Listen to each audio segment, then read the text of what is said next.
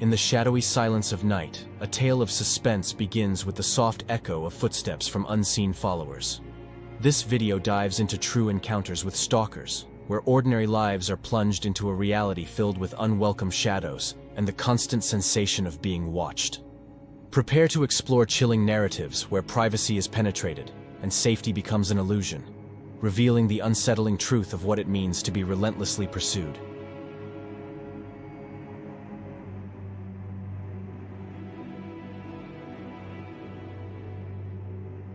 In the simmering haze of the 1969 San Francisco Bay Area summer, my fiancé and I found ourselves entwined in a real-life suspense story, one that stretched the boundaries of our everyday reality into the realm of the unimaginable. Our ground-floor apartment, a quaint sanctuary we called home, became the stage for a series of chilling encounters that would haunt us for years to come.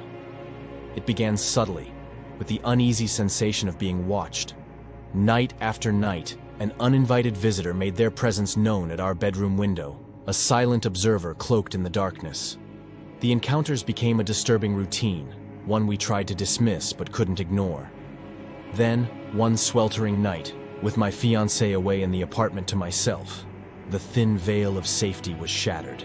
The heat was oppressive, pushing me to open the full-length window in search of relief.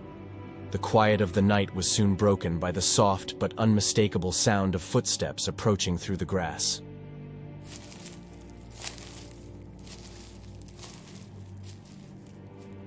Driven by a mix of fear and defiance, I moved stealthily across the room and with a surge of adrenaline, yanked back the curtains. There, not 2 feet away, separated only by a thin screen, stood a man. His gaze met mine, not with the expected panic of being discovered, but with a calm, unsettling stare. My scream seemed to do nothing but affirm his unwelcome intrusion. After what felt like an eternity, he turned with deliberate slowness and walked away. Refusing to be a passive victim, my fear transformed into action. I burst from the apartment, chasing the figure through the complex's labyrinthine paths. My pursuit ended as he mounted a motorcycle and vanished into the night. In the aftermath, I rationalized the encounter as a brush with a perverse lurker, yet the reality of his repeated visits gnawed at me, a sinister puzzle missing its pieces.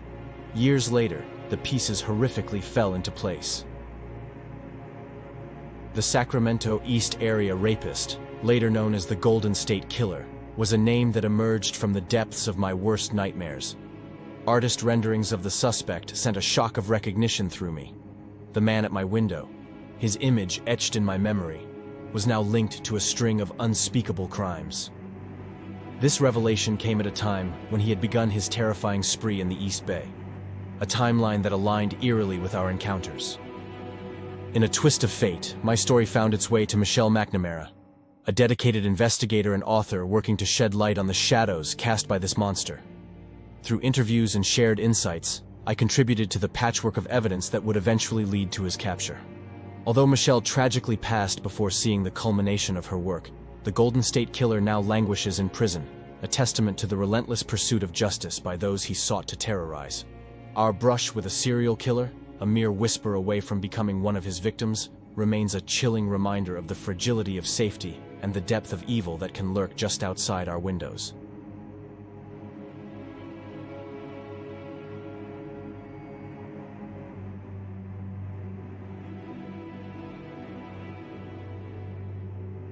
A few years ago, enveloped in the vulnerability that comes after surgery, I found myself in the midst of a real-life suspense, one that played out right at my doorstep.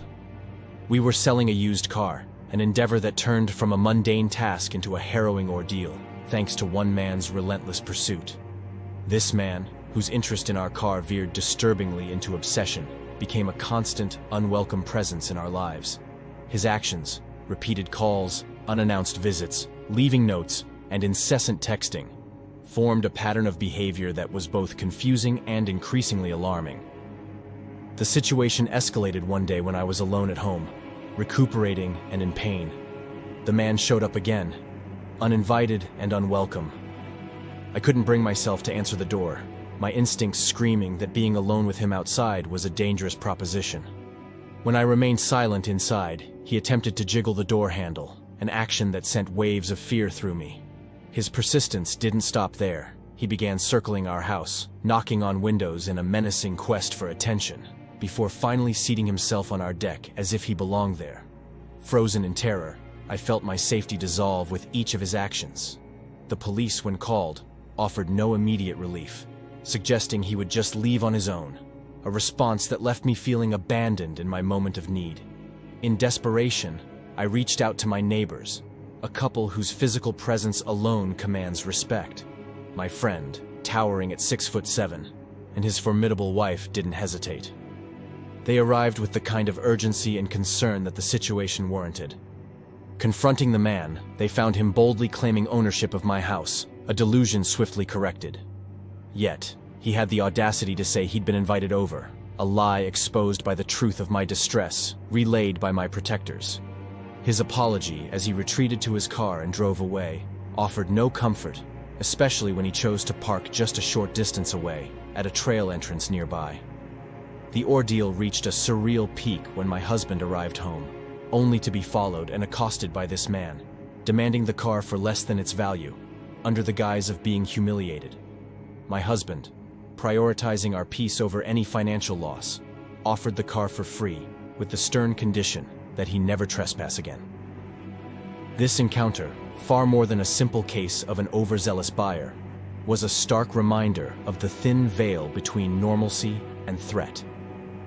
The fear, the invasion of privacy, and the ultimate resolution left me with a deep-seated unease, a reminder of the unpredictable elements we sometimes face, hidden within the mundane transactions of life.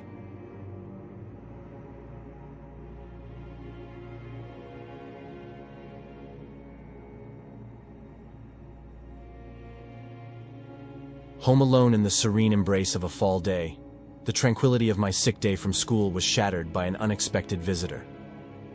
At just 11, nestled in the safety of my own home, I found myself facing a situation far beyond my years or understanding. My bedroom, a space of comfort, sat vulnerable by the front door. Windows open to invite the gentle autumn air, the back door left unlocked in the innocence of daylight. The day took a turn when my mother called, her voice a comforting thread through the phone.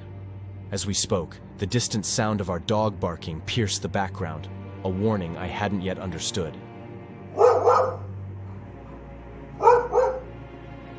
"There's someone at the door," I informed her, naively unaware of the gravity that lay in those words.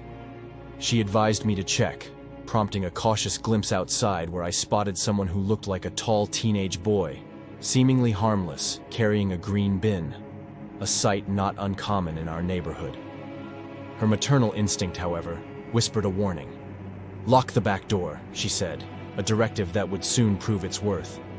Walking through the living room, the sight of the same boy in my backyard sent a chill down my spine, a prelude to the terror that was about to unfold. In a moment of panic, I hid in the closet, my sanctuary within my sanctuary.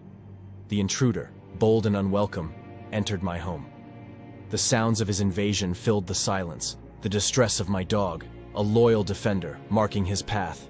He kicked her when she wouldn't relent, a vile act that brought her to my hiding place, seeking refuge. Together, we stayed silent, a bond of fear uniting us. His presence loomed closer, each step a thunderous warning until he stood in my bedroom. The growl from my dog, fierce and protective, betrayed our hiding spot. Our eyes met, his tall figure looming, a face I would never forget, marked by features distorted by my youthful perspective. In that moment, my world stood still, fear, a tangible force. Yet somehow, his decision to flee spared me from what could have been a far darker fate. The aftermath left me numb, a calm so deep it bordered on detachment.